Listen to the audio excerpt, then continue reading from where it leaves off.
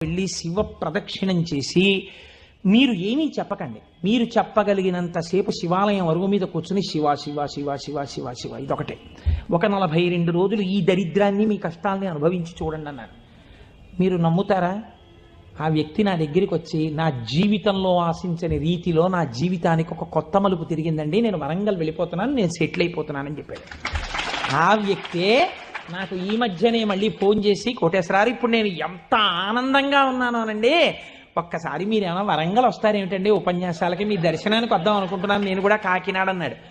అయ్యా మీరు ఎప్పుడైనా కాకినాడ ఇప్పుడు అక్కర్లేదు, ఎప్పుడో తర్వాత వద్దురు కానీ నేను వరంగల్ ఇప్పుడు మాత్రం రావట్లేదు, నేను వరంగల్ వస్తే చెప్తాను, అప్పుడు మీరు నా దగ్గరికి వద్దురు కానీ తప్పకుండా దర్శనానికి అన్నాడు.